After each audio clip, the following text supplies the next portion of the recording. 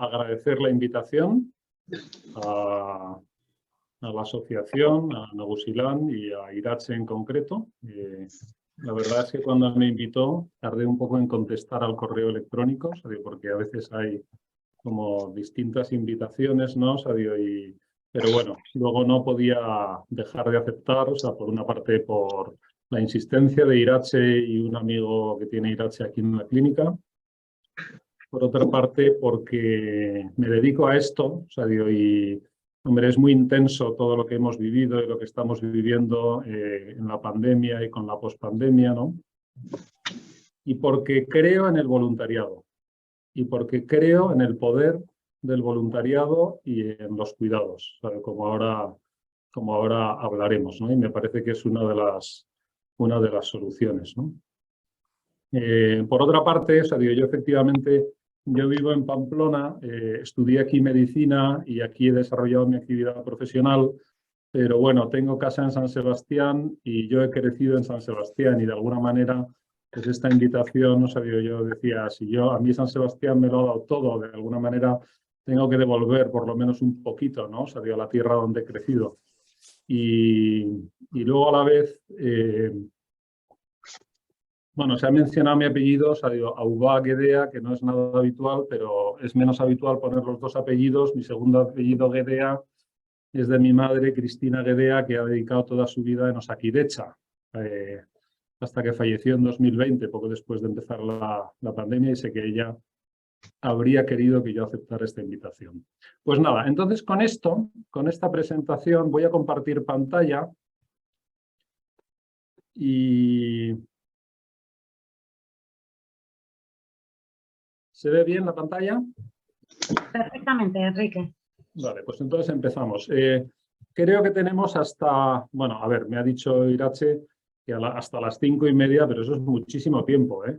Entonces, yo voy a intentar hablar pues en unos 40-45 minutos, me voy a poner un reloj aquí al lado, y de manera que luego haya pues tiempo para coloquio.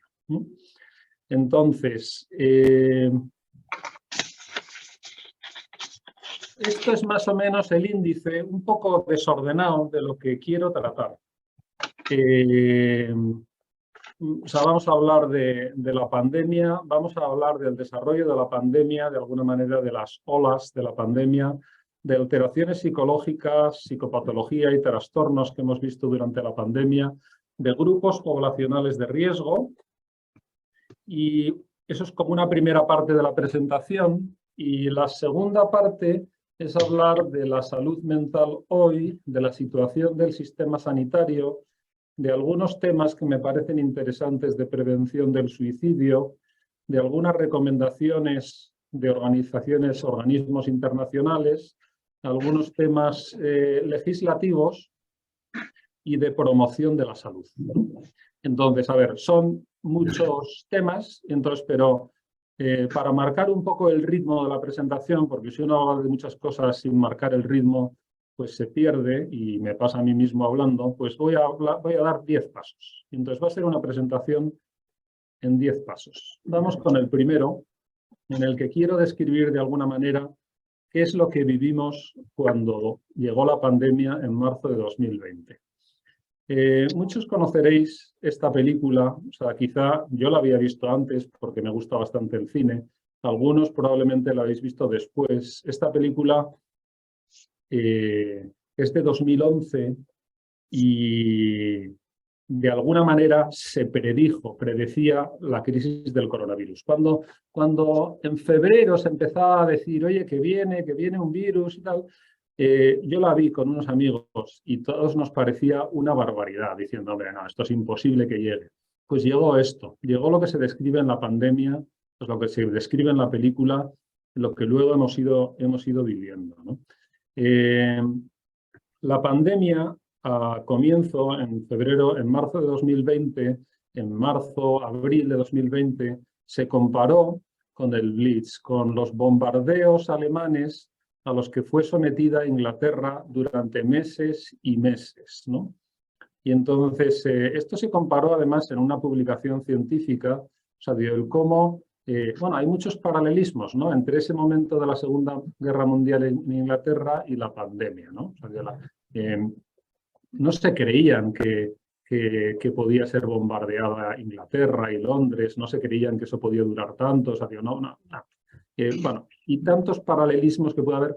Lo que quiere decir es que la pandemia es una amenaza, es un estresor, es un factor estresante brutal de dimensiones enormes, ¿no?, que impacta y amenaza nuestro equilibrio. Y eso es lo que vamos a ir viendo de una manera u otra, tratando diferentes puntos a lo largo de la sesión, ¿no?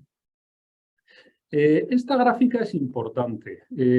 La hemos usado mucho los médicos a lo largo de la pandemia porque de alguna manera se predecía qué tipo de patologías y qué tipo de enfermedades o situaciones clínicas nos vamos a encontrar. Esto vale para todas las especialidades médicas y también para psiquiatría. De alguna manera se describen 4 olas. Estas 4 olas no son las olas que nosotros hemos ido hablando de la pandemia. Ahora otra ola, eso son, o sea, nuevas olas de virus, ¿no? Estos son olas de atención sanitaria, ¿no? Entonces, una primera ola es el impacto directo provocado por el virus y por el desencadenamiento de la pandemia. Una segunda ola, y es la patología que produce directamente el virus, ¿no? Una segunda ola es las patologías urgentes de otro tipo que dejan de ser atendidas porque el sistema sanitario está saturado. Y entonces eso pasó al principio de la pandemia, que patologías importantes, urgentes y graves dejaban de poder ser atendidas porque los hospitales no estaban en condiciones de continuar atendiendo. Una tercera ola es las patologías que se desestabilizan, patologías crónicas, porque no se puede dar atención a los cuidados que requieren. Y una cuarta ola es toda la parte relacionada con el trauma psíquico, con los efectos psicológicos a medio y largo plazo. Pues bien, si estas 4 olas pueden describirse para cualquier tipo de patología o especialidad médica, también pueden aplicarse específicamente para psiquiatría, psicología, psicopatología. Hemos visto una primera ola de patología psiquiátrica directa por el impacto inicial de la pandemia y del virus. Aparte de, por supuesto, cuadros confusionales, o sea, en el entorno hospitalario, o sea, pues por personas con la infección, pero luego, sobre todo, o sea, una pandemia lo que produce es una situación de estrés, ansiedad y todas las derivadas de la ansiedad, porque la ansiedad es una reacción, una emoción con la que nos adaptamos al entorno, a los factores estresantes. Y eso se dispara y se dispara de manera muy importante al comenzar la pandemia. Una segunda ola dentro de la patología psiquiátrica, nosotros como psiquiatras pensamos también en los enfermos psiquiátricos que tienen otras necesidades de atención y que de repente, o sea, pues no pueden ser atendidos porque los hospitales están colapsados, ¿no?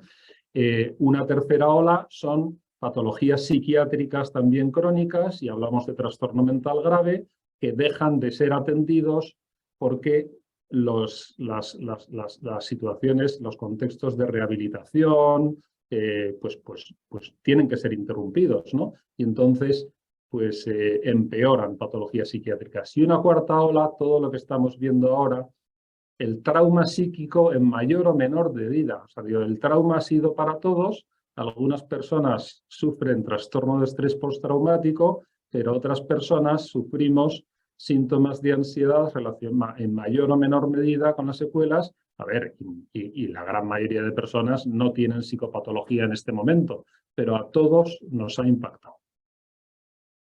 Entonces, algunas diapositivas las pasaré más rápidas, o sea, como he dicho, algunas consecuencias agudas que hemos visto. Pedro, le he preguntado, que está moderando esta mesa, es intensivista, pero él se jubiló en 2019, justo antes de la pandemia. Pero lo que habría vivido, y lo sabe por sus colegas y compañeros, es terrible. ¿Sabe? Lo que han vivido los intensivistas o anestesistas que trabajan en unidades de cuidados intensivos pues ha sido intensísimo, tanto por la vivencia personal de no ser capaz, o sea, de sentirse impotente, porque es una neumonía muy difícil de tratar, como por otra parte, el no poder atender a todas las personas que deberían ser atendidas, los dramas familiares que se viven, aunque sea en la distancia, en los primeros momentos de la pandemia, ¿no? Esto también sucedió, o sea, en los primeros meses de la pandemia. Un ministro se suicida en plena crisis de coronavirus. Un paciente con coronavirus se suicida. Una enfermera se quita la vida. Se suicida el médico que se contagia de coronavirus. Esto sucedió también, al principio de la pandemia, ¿no? Otro de los aspectos que sucedió en ese estamos en este primer paso como de avalancha, que le quiero llamar, ¿no? En este primer paso murió mucha gente. Y cuando muere una persona, las personas queridas sufren un proceso de duelo, que es un duelo normal, es un síndrome depresivo que en una intensidad y en una duración proporcionada es normal, no se considera patológico. Uno suele pasar por cierta fase de negación, de ira, de negociación, de cierta depresión y hasta la aceptación. Y ese proceso de duelo dura unos meses. Para este proceso de duelo contamos con apoyos del entorno. ¿Qué pasó en los primeros meses de la pandemia? Que no contábamos con ninguno de esos recursos para hacer el proceso de duelo normal. Y de esa manera, todos conocemos situaciones dramáticas de personas que han fallecido, que sus familiares no han podido despedirse de ellos, no han podido ni ver el cuerpo porque había tal incertidumbre, ¿verdad? Bueno, y entonces hay duelos complejos, persistentes, que se han dado en ese contexto. Por supuesto, también hay que hacer referencia al personal sanitario, que ha tenido en dos momentos, uno en los momentos más intensos de la pandemia, una elevada carga laboral, con poca protección, con riesgo de contagio, con la incertidumbre que conlleva, pero luego, por otra parte, a más a medio largo plazo, lo que estamos viendo es la fatiga y, bueno, yo creo que ahora ya está la gente más o menos recuperándose, pero recuerdo yo el verano pasado, verano de 2021, cuando creo que la que entonces venía era la cuarta ola, diciendo, oye, no, por favor, la gente quería vacaciones, quería poder descansar y no puede, bueno, ya está. Entonces, otro personal de riesgo.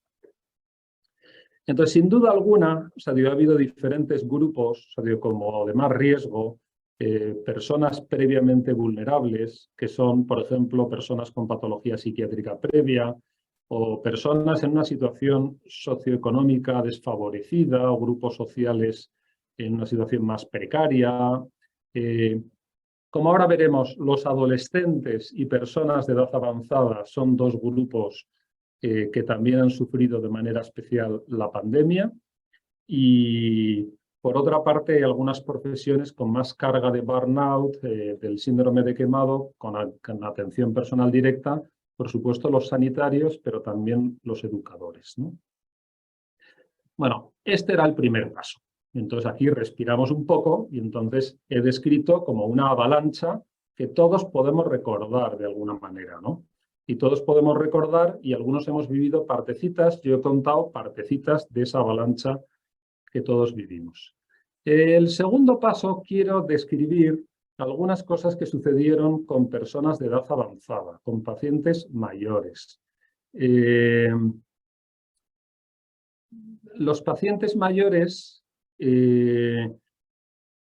tienen, por otra parte, comorbilidades médicas, enfermedades cardiovasculares, diabetes, enfermedad pulmonar obstructiva crónica, y es un grupo, ha sido un grupo y es un grupo de especial riesgo ante la infección por COVID. Teniendo más de determinada edad, con comorbilidades médicas, pues se han dado más infecciones, las infecciones más graves. Esta es la casos y fallecimientos, casos en azul, fallecimientos en morado, por grupos de edad. Está claro que los casos pues, son más o menos homogéneos por distintos grupos de edad a partir de la edad adulta, pero las defunciones, los fallecimientos, aumentan de manera significativa a partir de los 70 y a partir de los 80. A ver, como cabía esperar, pero los mayores son el tesoro, un tesoro de nuestra sociedad, ¿no? O sea, y entonces se han dado algunas situaciones. Esto era en Reino Unido, hubo mucha crítica interna, porque se publicaron algunos criterios que personas con determinada edad o con cierta gravedad, oye, no son admitidos en UCI, ¿no? Hay una película del año pasado que se llama Help, que describe cómo se vivió en Reino Unido la situación de la pandemia inicial, cuando estalla la pandemia, desde dentro de una residencia. Y una chica voluntaria, que es esta que aparece aquí, hace lo que puede, a la vez que se cortan los teléfonos, que no se presta ayuda, y entonces sabemos que dentro de las residencias hubo contagios, hubo fallecimientos, y entonces, bueno, pues en España en un determinado momento, prontito, en abril de 2020, se declaró con rapidez, diciendo que es discriminatorio y contrario a nuestro Estado de Derecho, tratar de manera distinta a personas de edad avanzada en su acceso a los recursos sanitarios, ¿no? Y entonces, pero sabemos que en un momento de mucha avalancha, pues pudieron pasar muchas cosas. Y quizás somos conscientes de que pudimos olvidar un poco a nuestros mayores o no ser lo suficientemente enérgicos para dar continuidad a los cuidados que requerían, ¿no? Y hubo interrupción de cuidados y un aislamiento que les afectó especialmente. Este es el segundo punto que quería comentar, los mayores. Tercer punto, pasamos al siguiente y entonces quiero describir, no ya en edad avanzada, sino en la población general, qué tipo de patologías, qué tipo de alteraciones, qué situaciones nos hemos encontrado con más frecuencia. Primero, lo hemos notado todos. A todos nos afecta, a todos nos ha afectado, todos somos vulnerables. Fundamentalmente, ansiedad, estrés, alteraciones del humor, labilidad, mayor emocionabilidad, tristeza, falta de motivación, insomnio. Estos síntomas, que son lo previsible, por la respuesta de nuestro organismo al estrés, pues lo hemos notado todo, cierta irritabilidad, ¿no? Pero también, estas reacciones yo creo que deben considerarse normales. Uno no se encuentra bien, uno está con cierto disconfort, está incómodo, pero son reacciones normales de adaptación. Pero también ha habido trastornos, ha habido más trastorno mental grave y ha habido mayor patología menor, aunque también trastornos. En concreto, se ha observado más trastorno obsesivo-compulsivo, más trastornos obsesivos, en ese sentido, y trastornos obsesivos de novo, empeoramiento de trastornos obsesivo-compulsivos previos y mayor sintomatología obsesiva en otro tipo de patologías que no estaban presentando hasta el momento sintomatología obsesiva. Esto tiene diferentes explicaciones, pero no sería raro, aunque no hay datos, que lo apunten, que por acción directa del virus, por mecanismos inmunológicos, como es una infección viral, puede afectar de alguna manera el trastorno obsesivo-compulsivo, es muy biológico, pero bueno, de hecho también hay otros motivos más psicológicos para entender un empeoramiento del trastorno obsesivo-compulsivo, pero hemos visto mucho más en consulta. Por supuesto, ha habido más ingresos hospitalarios en psiquiatría, ha habido más trastornos de la conducta alimentaria en personas jóvenes, más cuadros de anorexia, sobre todo restrictivos, y más autolesiones, impulsividad e intentos de suicidio en personas mayores, pero sobre todo también en jóvenes. Y ahora comentaremos que son las cosas que ha preocupado. Como digo, el trastorno obsesivo-compulsivo, aquí yo he traído distintas diapositivas de presentaciones que hemos ido utilizando a lo largo del año, porque estando en un hospital universitario, pues siempre te van surgiendo, oye, ¿qué está pasando con esto? Estamos viendo más trastorno, y efectivamente, pues iba viendo, pues esto se confirmaba, ¿no? En concreto lo del trastorno obsesivo-compulsivo. Y luego también ha habido aunque ahora lo matizaremos, más suicidios, pero sobre todo ha habido más intentos de suicidios, ¿no? La pandemia ha resultado en un aumento de la tasa de muerte por suicidio, por lo menos en un primer momento, aunque luego se ha estabilizado en su global, y que ya presentaba un aumento progresivo en los años previos. Perdonad que utilice tantas películas, pero bueno, creo que es visual, ¿no? Esta es una película del que llamamos el indio, de Shyamalan, que es el director del Sexto Sentido y alguna otra película así como un poco curiosa, un poco de terror, suspense, ¿no? Y entonces en esta película de 2008 lo que sucede es que sin saber por qué de repente hay gente que se empieza a suicidar. Pues esto, de alguna manera, es lo que sentíamos en los hospitales, en lo que sentíamos en los servicios de psiquiatría y psicología en algún momento de la pandemia. ¿Qué está pasando, no? Los cambios en la tasa de suicidio, se dice, son dinámicos porque en algunos países no había tanto cambio, en otros sí, y entonces, pues bueno, o sea, es verdad que las tendencias generales pueden ser hacia cierta estabilidad, pero hay grupos pues, que ha habido mayor tasa de suicidios y sobre todo más intenso de suicidio. Esto se entiende pues, por la amenaza que hemos dicho del equilibrio interior, o sea, nuestra salud mental es un equilibrio, Y lo que pasa cuando ha llegado la pandemia es que se nos ha movido el suelo y entonces se nos han movido los puntos de apoyo. Y entonces todos hemos sufrido cierto disconfort emocional que hemos podido equilibrar, o sea, digo, con otros recursos y con otras fuentes de apoyo. Pero han podido aumentar muchísimas patologías psiquiátricas y muchos síntomas menores, pero patologías psiquiátricas en la medida en que dependen de la respuesta del organismo al estrés.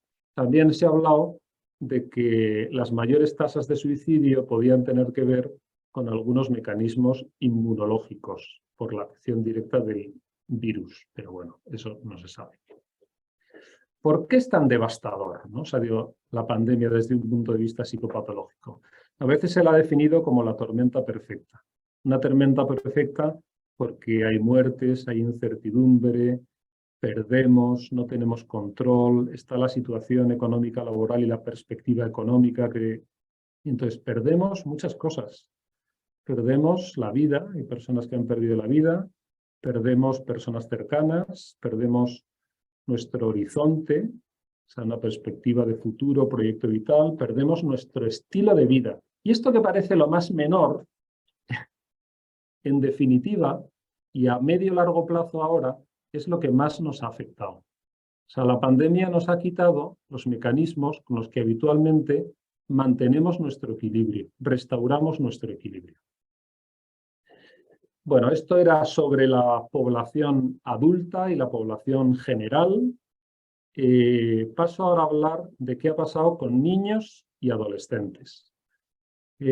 Como he apuntado antes, las dos poblaciones más afectadas, cada una de distinta manera, han sido las personas de edad avanzada, que ya hemos descrito, por el impacto directo del virus y las muertes, pero también los adolescentes. No tanto los niños, sino los adolescentes. Los niños, evidentemente, estaban en una situación distinta, de confinamiento, y luego la continuidad escolar pues, ha sido diferente. Pero bueno, quien más ha sufrido por la discontinuidad escolar y por la adaptación escolar han sido los profesores, sin duda, ¿no? Los niños, hombre, si tenían una situación previa muy desestructurada, pues lo pasan muy mal, pero para los niños, de alguna manera, pues depende de cómo se lo hayan contado sus padres, pero es un poco como la película de Roberto Benigni de 1997, de La vida es bella, pues en la que es una situación terrible, o sea, digo, porque es Segunda Guerra Mundial, judíos, campo de concentración, y entonces los mayores, los adultos, lo están pasando fatal, pero al niño le cuentan un cuento y está viviendo, o sea, una historia, y así es como lo recuerdan muchos niños. Con los adolescentes es otra historia. Bueno, perdón, en niños, a ver, pueden haber empeorado algunos trastornos del aprendizaje o TDAH, pero pero más importancia ha tenido con los adolescentes, que a medio y largo plazo han aparecido algunas conductas adictivas, pero sobre todo los trastornos de conducta alimentaria, la disregulación emocional y las autolesiones e intentos de suicidio que veíamos en los, iba a decir en los primeros meses. O sea, yo trabajo, tenemos unidad de hospitalización, y entonces si la pandemia fue en febrero, en marzo de 2020, el momento más duro de hospitalización de adolescentes de autolesiones de conducta alimentaria fue más o menos entre noviembre de 2020 y marzo-abril de 2021, ¿no? Y entonces ahí hubo, y era una cosa generalizada en todas las comunidades autónomas, en sector público y en sector privado. Aquí traigo, bueno, suicidios juveniles, ideación de suicidio. Esto es una serie que fue muy polémica en 2017, 13 razones, 13 Reasons Why. Fue muy polémica porque quería denunciar el bullying, pero queriendo denunciar el bullying justificaba el suicidio y justificaba las autolesiones. Y por eso fue tan polémica desde el punto de vista de la comunicación en salud mental. Yo creo que sí tenía una intención buena de denunciar una situación de bullying, pero bueno, se trata de un adolescente que se ha suicidado y deja cartas y unas grabaciones explicando de por qué se ha suicidado, describiendo unas situaciones de bullying, ¿no? Entonces este es un ejemplo, pero bueno, lo que quiero decir con esto es que el problema de las autolesiones y las ideas de suicidio, y luego hablaremos de eso, no es solo desde la pandemia, viene de atrás. Y entonces hay cuestiones que la pandemia lo que ha sido subrayar, poner más sobre la mesa. Viendo también niños adolescentes, extendiendo un poquito hacia arriba, se puede hablar de que en la población universitaria pues también pues ha habido más casos de ansiedad y depresión, fundamentalmente, depresión sola, ansiedad crónica, otros problemas mentales, y tenemos que considerar que la población universitaria, los universitarios jóvenes y los que están entrando en este momento son los que han vivido la pandemia también, y los que entran en la universidad en este momento con los efectos o a veces con carencias por la disregulación emocional que han vivido. Bien, y el quinto punto, después de hablar de niños y adolescentes, es hablar de otra posible complicación que parece que estamos viendo ahora, que es lo que se llama el long COVID o COVID persistente. No le voy a dedicar mucho, es más, solo lo voy a apuntar, pero aparte de las patologías que se han ido viendo en distintos momentos de la pandemia, se está describiendo, parece describirse un cuadro caracterizado por especial cansancio, astenia, como en cierto sentido paralelo a la astenia posviral después de cuadros gripales o de cuadros víricos importantes, pero también con dolores articulares y con otros síntomas a veces neurológicos o pseudoneurológicos. Parece un trastorno funcional, pero habrá que estar atentos pues a ver si se confirma, por así decir, la existencia o no del long COVID o del COVID persistente. Bueno, entonces, no sé cuánto tiempo, pero llevo más o menos la mitad de los pasos. Entonces, bueno, creo que voy controlando el tiempo, vamos bien. He descrito más o menos lo que hemos vivido desde un punto de vista psicológico y psicopatológico a lo largo de la pandemia y señalando algunos grupos poblacionales. Entonces ahora voy a hablar no solo de la pandemia, sino de la salud mental hoy. La salud mental hoy es la salud mental post-pandemia. Y lo primero que hay que decir es que somos vulnerables, tenemos un equilibrio inestable, nuestra salud mental tiene como distintos determinantes, por una parte biológicos, también personales, de forma de ser, de manera de afrontar las cosas, y también algunos factores ambientales, estresores externos. Y entonces nuestro equilibrio se ha visto amenazado, estamos intentando recuperarlo, y por eso pues, sale por distintos sitios, diferente sintomatología, tanto somática como psicopatológica.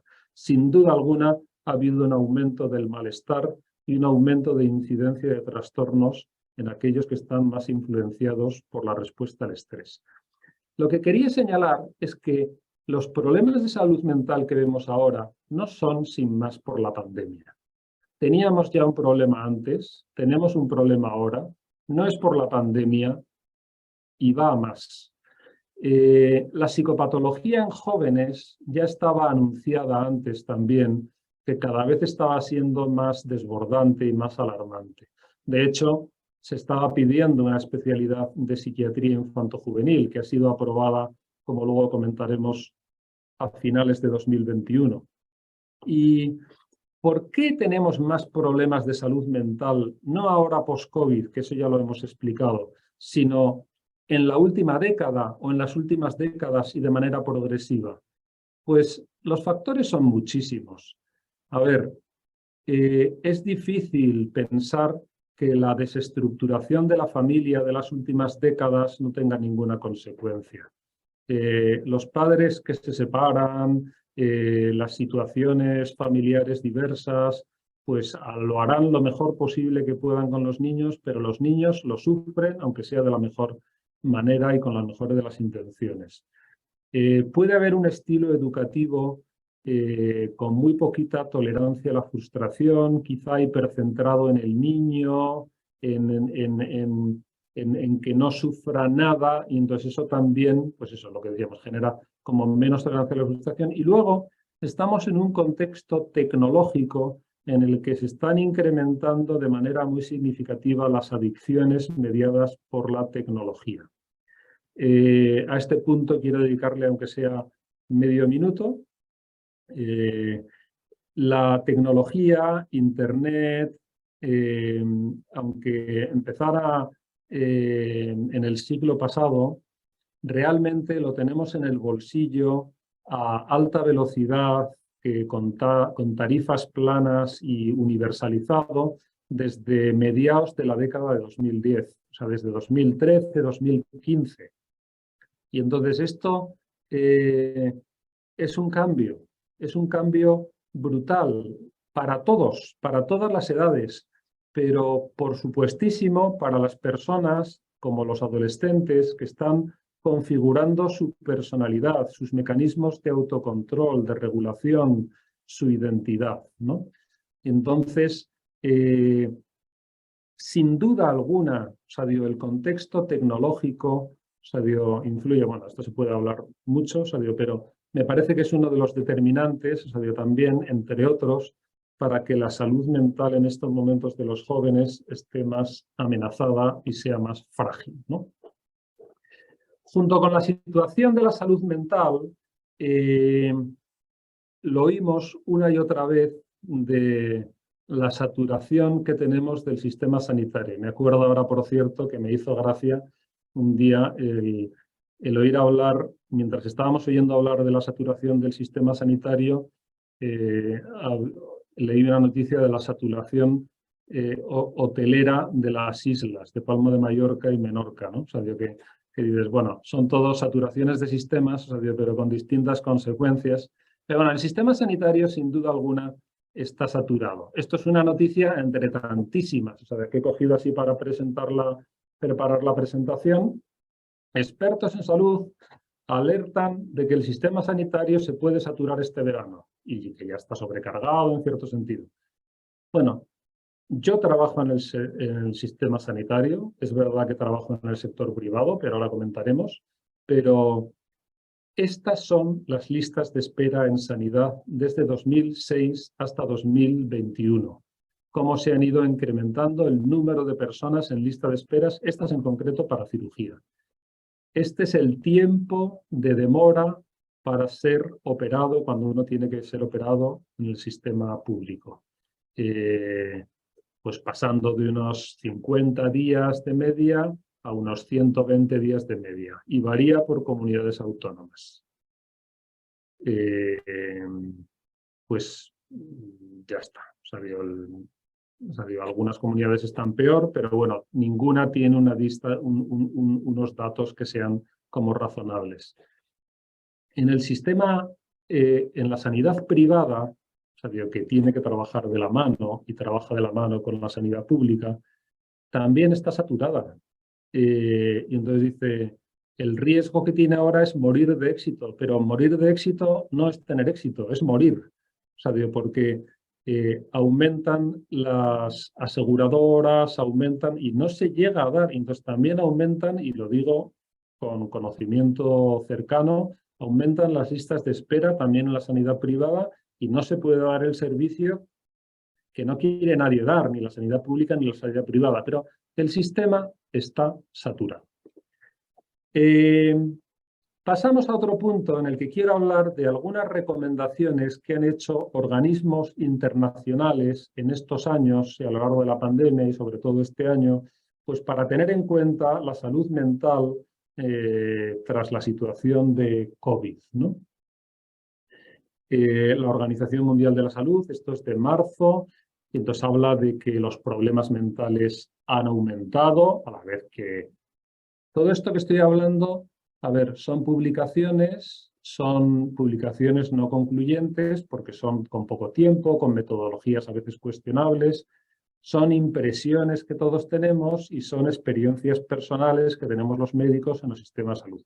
Sin duda alguna, muchas habrá que refrendarlas y comprobarlas y para tomar decisiones a mayor escala, o sea, con otros estudios mejor hechos, pero claro que ha habido más problemas mentales. Entre los factores que han influido sobre todo, la soledad, el miedo al contagio, a la muerte, el duelo por haber perdido a un ser querido, preocupaciones económicas, en los sanitarios el agotamiento físico y mental, ya lo hemos apuntado. Hay algunos grupos de riesgo más vulnerables, también hemos dicho, sobre todo los jóvenes, con mayor riesgo de suicidio y autolesiones. También personas que antes ya tenían problemas de salud mental. Ha habido brechas en la atención de salud, no se ha dado la misma atención en salud mental durante la pandemia que habría sido deseable. Sabemos que en salud mental, en especialidades, en atención primaria, se ha sustituido por atención telefónica en muchos momentos. La atención telefónica, cuando era imprescindible, pues fue maravillosa, sobre el poder tenerla, pero se ha reactivado la presencialidad, pienso yo, más lento de lo que debería haber sido, y eso lo notamos todos. Hay patologías, hay alteraciones que no se detectan por teléfono, que no se ven si no ves a una persona cara a cara. Y bueno, y entonces hay una llamada desde la Organización Mundial de la Salud pues a poner más atención a la salud mental y a garantizar el acceso a la salud mental. En otras recomendaciones de la Organización Mundial de la Salud, hacía recomendaciones para la población general, para los grupos vulnerables, para los servicios de salud mental y para el trabajo social y el trabajo comunitario. O sea, diciendo, son ámbitos en los que hay que actuar. Y no es sin más reforzar servicios de salud mental, sino aplicar, o sea, una aproximación para promover, o sea, promoción de la salud, que ahora comentaremos, pero es parte de la clave, ¿no? No sin más atender patologías, sino promover salud y promover el bienestar. También ha habido de UNICEF para la infancia, ha habido algunas declaraciones y evidencias de más patología y también intentos de suicidio, como hemos descrito, y en distintos países del mundo ha sido diferente. Entonces, junto con estas recomendaciones internacionales, quería hablar ahora de un tema en concreto que le voy a dedicar unos minutos, que es el suicidio y la prevención del suicidio.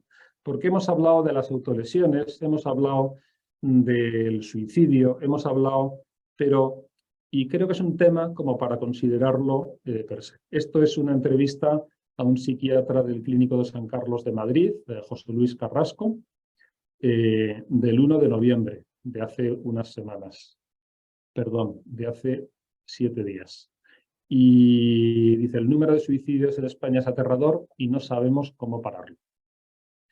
El suicidio es un problema de salud pública. Se estima que en el mundo fallecen unas 800.000 personas al año por suicidio. En España es entre 3.500 y 4.000, más cerca de 4.000 últimamente. Y esto supone que en España se suicidan 10 personas cada día. Primera causa de muerte no natural por encima de los accidentes de tráfico. Pues es tremendo, ¿no? En la pandemia se ha visto un aumento de intentos de suicidios y autolesiones, sobre todo en jóvenes, aunque la tasa global de suicidios parece permanecer estable, pero puede haberse aumentado en alguna subpoblación o grupo, ¿no? Pero es un problema de salud pública. Entre los factores de riesgo para el suicidio, pues hay que destacar el trastorno mental, el consumo de tóxicos y algunos factores estresores psicosociales. El trastorno mental es importante porque se estima que únicamente un 10% de las personas que se suicidan no tienen una enfermedad mental habitual o transitoria, ¿no? Y entonces destacan entre los trastornos mentales asociados al suicidio la depresión, ansiedad, trastornos de personalidad, trastornos psicóticos. Los tóxicos y el alcohol con mucha frecuencia están implicados. Entonces, porque sobre un estado mental alterado, el consumo de tóxicos produce una desinhibición, una falta de la inhibición de conducta habitual que puede desencadenar en una conducta suicida. Y luego hay factores sociales que son precipitantes, como la crisis económicas, carencias, estresores familiares. Por otra parte, se habla de factores protectores que cuando faltan, como puede ser la familia, el apoyo social, algunos recursos mínimos, creencias, valores cuando se tienen, que cuando faltan, pues también aumenta el riesgo de suicidio, ¿no? Esto hay que tenerlo en cuenta para las acciones preventivas que se pueden hacer. Hay que entender que el suicidio nunca es la solución. A veces se plantea como una solución, siendo la vida en ese caso el problema, pero la vida no es el problema, ¿no? Escuché a un psiquiatra en un vídeo que está en internet hablar de que el suicidio no es un acto de libertad nunca, porque se trata de elegir entre morir o seguir sufriendo, ¿no? Entonces eso no es libertad, o sea, libertad es entre elegir. No. Entonces una persona que se suicida, en realidad lo que quiere es dejar de sufrir, no necesariamente morir. Y eso tenemos que tenerlo en cuenta porque se puede ayudar a personas que pasan por un proceso en el que pueden aparecer pensamientos de suicidio. En la conducta suicida hay siempre un momento de ofuscación mental por una alteración emocional, una alteración, un estado pasional, y entonces es un momento que se llama túnel, en la que no se ve otra salida que el suicidio. Y es un momento de especial importancia porque ahí es cuando hay que pedir ayuda y ahí es cuando una persona puede perder el control con facilidad, cosa que en otros momentos pues tiene un control racional mayor sobre su comportamiento, ¿no? Hemos hablado que por una parte están los suicidios consumados, pero por otra parte las tentativas de suicidio, los intentos de suicidio y las autolesiones en mucha mayor medida. Pero las tentativas, los intentos de suicidio se estima que son 10 veces los suicidios realizados. Hay veces que se dice que, oye, el que se va a suicidar de hecho no se suicida, pero eso no es cierto. El 90% de las personas que se suicidan han dicho previamente que querían suicidarse. Aunque es cierto que la mayoría de las personas que dicen que se van a suicidar no se suicidan. Pero hay que prestar atención a una persona que tiene pensamientos de suicidio. A nivel de comunicación es importante hablar, hay cada vez más conciencia social de que es necesario hablar sobre el suicidio y hablar bien sobre el suicidio. Y se está hablando más y vamos a aprender cómo hablar mejor, porque a veces se dice comunicar, se trata de quitar estigma al suicidio, visibilizar el suicidio, diciendo, hombre, ojo, o sea, el visibilizar no se trata de normalizar el suicidio es una conducta destructiva, autodestructiva, y no se puede normalizar. Lo que sí que hay que normalizar y quitar estigma es a las personas que tienen pensamientos de hacerse daño en algún momento, autolesiones, no normalizarlo, pero sí que lo puedan expresar y no asustarse, porque hay algunas personas que si piensan que es la única persona del mundo a la que se le ha ocurrido en un determinado momento hacerse daño, quitarse la vida, pues como soy la única persona del mundo, me voy a quitar la vida porque soy una persona rarísima, ¿no? Sin embargo, si hay más personas que lo tienen y no se quitan la vida, pues diciendo, vale, pues esto puede pasar de vez en cuando, ¿no? Por supuesto, hay que prestar atención a los familiares de las personas que se suicidan, los familiares de las personas que se han suicidado que necesitan esos contextos para expresarse. O sea, la familia es una fuente de apoyo y de soporte, un factor protector para la persona con ideas de suicidio, pero cuando una persona que se suicida, el sufrimiento de los familiares es tremendo, ¿no? Y sin duda, pues digo, hay que facilitar pues, el acceso en esos momentos túneles a personas que tienen ideas de suicidio, pues para que puedan pedir ayuda y sobre todo teniendo en cuenta la situación de adolescentes y jóvenes. Estamos terminando ya la presentación, quedan 2 puntos porque he anunciado que eran 10. El 9º punto lo que quería tratar es algunos temas de legislación. Hemos hablado de recomendaciones de organismos internacionales, entonces, pero ¿qué leyes se están proponiendo a nivel nacional? Porque a veces acertamos y a veces no del todo. En septiembre de 2021 se propone, hay una propuesta de ley que sigue todavía sobre la mesa, que es una ley general de salud mental. Esta ley ha sido muy criticada por la Sociedad Española de Psiquiatría y por otras sociedades médicas, porque habla de una psiquiatría pues como totalmente social. O sea, es verdad que la psiquiatría a veces como reacción puede haber tendido a biologizar demasiado, pero una cosa es biologizar en exceso y otra cosa es no prestar atención a todos los factores biológicos, o sea, digo, que son parte esencial, como hemos anunciado antes, de la salud mental y del equilibrio.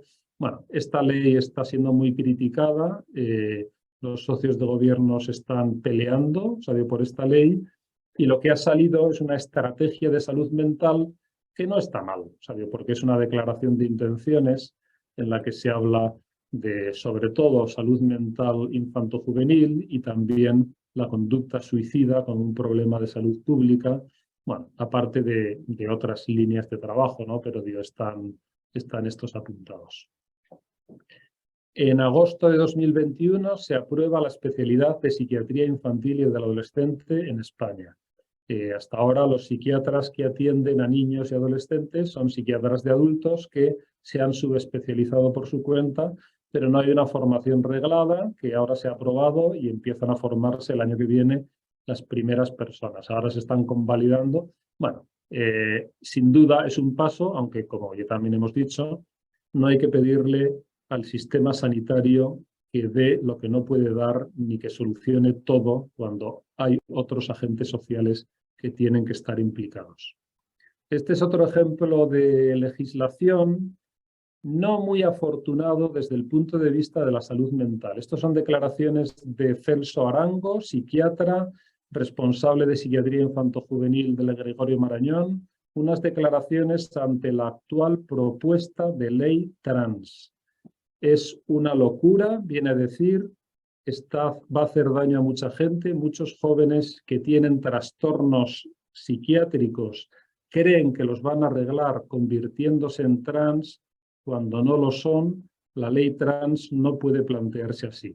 Estamos viendo, sin duda alguna, que siendo la adolescencia una de las etapas más vulnerables, y siendo la adolescencia un momento clave de configuración de la identidad personal y de la regulación emocional, cuando hay más patología porque el suelo se mueve por muchísimos motivos y una persona está sufriendo, si le dejas como alternativa que para elegir de cualquier manera, o sea, elige y configura tu sexo o tu género, pues digo, solo está generando, o sea, digo, más problemática y falsas soluciones, ¿no? No quiere decir el director del Gregorio Marañón de Psiquiatría que no haya que tener, o sea, de una ley de asuntos trans, pero no así. Por otra parte, también ha sido criticada la manera en la que está planteada la ley de eutanasia o de ayuda a morir, que se aprobó en marzo de 2021. Es curioso que, por lo menos curioso, que cuando estamos peleando contra el suicidio, se apruebe una ley de eutanasia en la que no sea requisito una valoración psicológica y en la que no sea una exclusión a personas con enfermedad mental. Las personas con enfermedad mental están siendo discriminadas en este sentido y no consideradas en una ley de eutanasia tal y como está planteada. Bueno, yo tengo un blog y también he escrito alguna cosa sobre este tema, pero ese es otro asunto.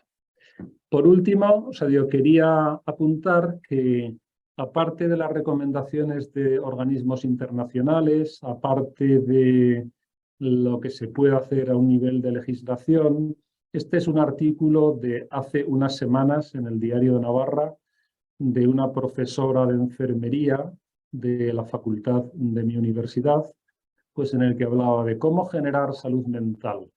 Y entonces contaba, a ver, sí, hay una estrategia de salud mental, estamos muy concienciados, pero el enfoque sigue siendo como muy patologicista, centrado en la enfermedad. Y estamos olvidando un modelo más comunitario de salud mental, que hay que fomentar, y en el sentido de promoción de la salud y promoción del bienestar. La promoción de la salud es crear condiciones favorables y cuando nos enfocamos en los niveles de bienestar sabemos que incluso aquellas personas que sufren una enfermedad mental pueden experimentar bienestar de muchas otras formas. Y entonces hay que subrayar más el crecimiento en bienestar que el atender sin más, que hay que hacerlo por supuesto, la patología. Como se ha comentado antes, yo coordino en la universidad un equipo que es un proyecto de salud y bienestar dentro de la Estrategia 2025, pues en el que buscamos eso, cuidar de la salud de los alumnos y profesionales de manera integral, mejorar la atención ampliando de manera escalonada niveles de actuación, generar recursos para la formación y autocuidado, facilitar a profesionales y alumnos herramientas, aparte de generar sinergias internas y red externa, promocionar la salud, detección precoz de patologías, formar agentes implicados. La idea es ir creando, esto es un modelo que se llama de Step Care Model, de atención por escalones, y entonces lo que hay que entender es que la atención sanitaria, ya sea especializada, hospitalaria, o ya sea clínica o psicológica, no es más que un nivel de atención, en este caso dentro de un campus universitario, pero no es más que un nivel de atención a nivel social. Entonces, tiene que haber psicoeducación, tiene que haber formación, tiene que haber herramientas de autoayuda, tiene que haber alumnos que ayudan a otros alumnos, tiene que haber profesores, tiene que haber compañeros, tiene que haber voluntarios. Tenemos que generar una sociedad de cuidados. Este es un artículo de este fin de semana del Diario de Navarra, que era precioso. Como no tengo acceso online, no tengo la noticia que pude leer en papel, pero aparte de personas que cuidan a otras personas, se hablaba también, esta psicóloga, hablaba de la identidad del cuidador, de cómo cuidar, pero bueno, esto es de lo que se trata, de generar una sociedad de cuidados, una cultura de cuidados, una estructura progresiva de cuidados, con una colaboración público-privada, con iniciativas de voluntariado, y esto es gran parte de la solución. Pues ya está, son las 5.